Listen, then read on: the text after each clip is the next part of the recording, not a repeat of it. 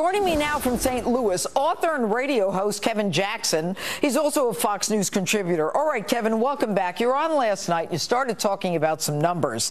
And I think it's clear that more than 90% of African Americans who are killed by other African Americans. But what I think is even, worth discussing even more is the percentage of African Americans who are killed by cops as compared to the number of whites who are killed by cops. What can you tell us? Well, we talked about it yesterday that whites are killed. Currently, I believe it's now 562. The other day it was 561. But of the people who've been killed by cops this year thus far, 275 of them are white, and 136 are black. Now, the challenge you had back was that whites outnumber blacks 3-1, and that's a fact. But what it doesn't take into account is the level of crime in the black community, which is pretty substantial. So when you throw that in, go ahead, Kevin. When you throw in those numbers, and I'm a mathematician, so trust me on this, blacks are actually underrepresented in law enforcement in terms of what Obama was talking about: traffic stops, detained by police, and so on and so forth.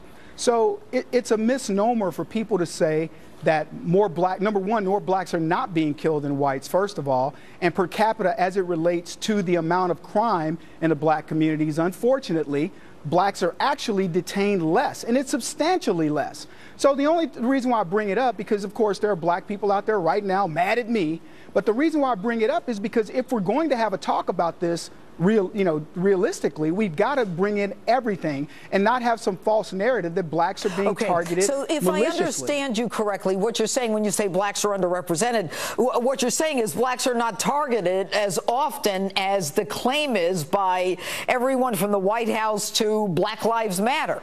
That in fact, that is correct. Because police are called into high crime areas more than they are in other areas, in fact, their lives are in more danger. Is that correct? The truth be told, a white person is actually more likely to be shot and killed by a cop in relationship to the amount of crime in the white community. Now, when you say that, people immediately go, oh, you're an Uncle Tom, Kevin, or Step and Fetch It, or whatever. Those are the facts. And so if we're going to have an honest discussion, we have to be presenting the facts. It doesn't mitigate when a black person, or any other person for that matter, is shot wrongly. But we're not going to have a right discussion about it until we do that. And the problem with the left, Judge, is they never want to have this discussion. They play it off. One of the stats I gave you last night was 6,000 blacks were killed last year in the United States. Less than 200 were killed by police officers. So if 93% of blacks are being killed by other blacks, that's a pretty substantial number of blacks killing people in the United States. All right. And one of the things that is now starting to get attention is the resisting arrest. The argument that if some people just listen to the command of a police officer, there wouldn't be this problem. And, there's a recent article that talks about the fact that African Americans are cited for resisting arrest at a higher rate, at the very least, in San Francisco.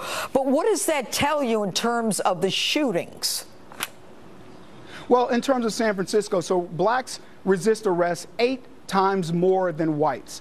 And what happens is when you resist, for example, a cop rolls up on you and he's told that you have a gun, as was the case in the case of Sterling. And Sterling resisted arrest. Now, everybody looks at the video after the fact and says, look at what the cops did. But these cops rolled up on a scene, put themselves in harm's way, went towards what potentially could be gunfire in order to disarm this man because somebody there was being menaced by Sterling with his weapon.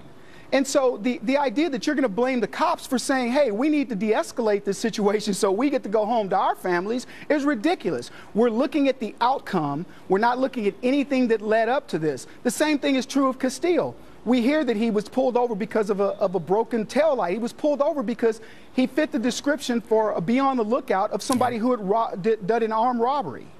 So what you've got police who are on edge because they know that they could be confronted by a gun, or they've got someone for whom warrants might be outstanding, and so that kind of adds to the level of intensity in terms of the police response. And finally, I'm going to ask you, Kevin, how dangerous is it for police out there? It's unbelievably dangerous. And, people, again, I get called all kinds of names, and they say to me, Kevin, why are you doing this to the black community? And I say, guys, look, I'm a black man.